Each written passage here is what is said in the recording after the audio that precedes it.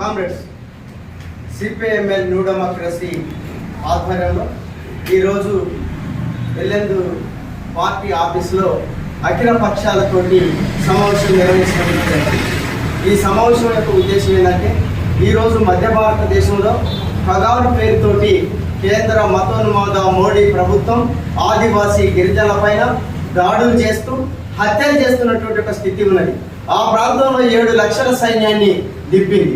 అడవినంతా విధ్వంసం చేస్తూ పర్యావరణాన్ని సృష్టిస్తున్నది. ఎందుకు అనేటువంటిది అంటే అడవిలో ఉండేటువంటి 89 రకాల ఖనిజ సంపదలు ఏవైతున్నాయో ఈ సంపదలన్నింటినీ కార్పొరేట్ కంపెనీలకి అప్పగించడానికి చట్టవిరుద్ధంగా రాజ్యాంగ వ్యతిరేకంగా వ్యవహరిస్తున్నది. దీన్ని వ్యతిరేకించినందుకు ఆదివాసీ గిరిజన జాతిని జనవరి నుంచి ఇప్పటి వరకు దాదాపు 500 మందికి పైగా హత్య చేయటం అనేటువంటి జరిగింది. ఈ హత్యని తీవ్రంగా ఖండిస్తున్నాం. అట్లాగే మావోయిస్టులు చర్చలకి ముందుకొచ్చారు. చర్చల ద్వారా సమస్యని పరిష్కరించాల్సిందిగా మేము డిమాండ్ చేస్తున్నాం. అందులో భాగంగానే ఈరోజు అఖిలపక్ష సమావేశం ఈ సమావేశంలో ముఖ్యంగా తీర్మానించింది ఏంటంటే కర్రెగుట్ట ప్రాంతంలో ఏర్పాటు చేసిన సైన్యాన్ని మొత్తం టోటల్ గా వెనక్కి తీసుకురావాలి. ఆదివాసుల పైన జరుగుతున్న దాడుల్ని ఆఫ్ చేయాలి. 7 లక్షల సైన్యాన్ని వెనక్కి తీసుకురావాలి.